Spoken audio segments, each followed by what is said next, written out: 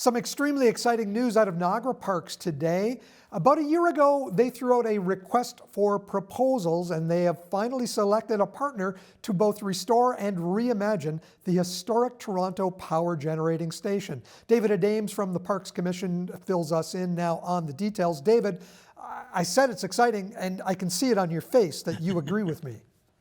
It's an exciting day. It's a proud day for Niagara Parks. Mike, as you were mentioning, we did issue a request for proposals about a year ago. And before that, we had a request for qualification stage as well. So we're very pleased to announce Pearl Hospitality has been selected as the proponent to work with Niagara Parks to redevelop a National Historic Site. So that's the Toronto Power Generating Station.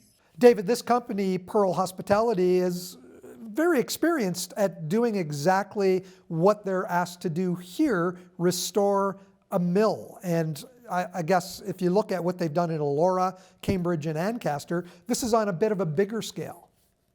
It sure is. So Pearl brings a depth of experience that they learned from those heritage restoration projects in Ontario. We'll bring that experience to the Toronto Power Station, and of course expand a variety of tourism and hospitality uses in the historic building here in Niagara Falls. So bringing new opportunities, new experiences to Niagara Parks, to Niagara Falls, and to Ontario. So those uses will include Niagara's first 5-star boutique inn. It will also include conference space, a lot of dining options, an indoor climbing wall, a museum dedicated to E.J. Lennox, who is the architect, a very important architect in the Ontario context, and also a theater for cultural performances and corporate meetings. So again, a variety of experiences will be incorporated into the Toronto Power Station. Tell me a little bit more about E.J. Lennox. What other buildings did he design? So he designed Casa Loma and Old Toronto City Hall. So those are probably two of the prime examples, plus of course, Toronto Power. So when you think about the late 19th century, early 20th century in terms of important architects in Ontario, E.J. Lennox is certainly on that list.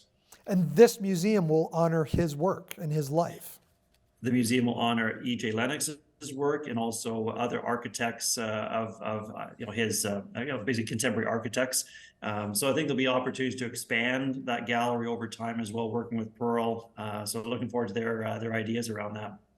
The idea that this building has been out of use since 1974 just boggled my mind. Almost 50 years that this building has sat idle. That's right. So the Toronto Power Station opened in 1906, operated right through till 1974. But next year will be 50 years it's been idle. So time has been unkind to the building. And we're at the point now where we want to make sure we move this forward, get the restoration done, and turn to new visitor use. It's in such a prime location in Queen Victoria Park, again on the upper Niagara River, just south of the iconic Horseshoe Falls. And it's a building that I've been asked during my 10 years at Niagara Parks, when are you going to get that building restored? So today is a big day in Niagara Parks history. $200 million is what the expected price tag is. And this is Pearl that foots that bill to restore it?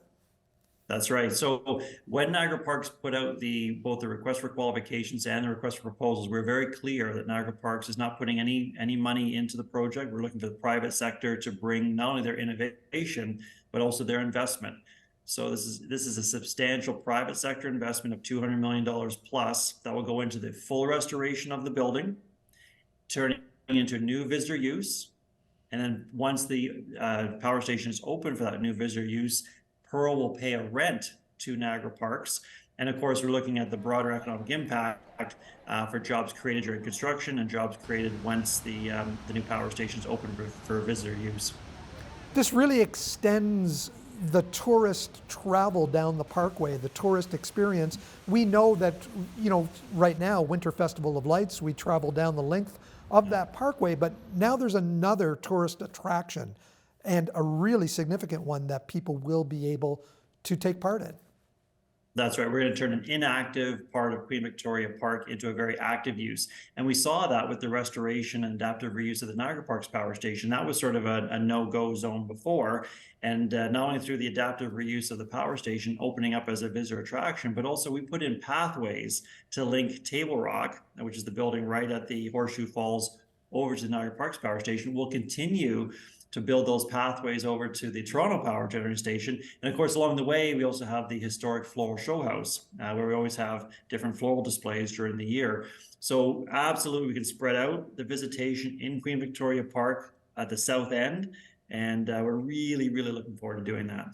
I think, too, one of the things that intrigues me about this proposal is the fact that it includes 168 to 180 five-star hotel rooms.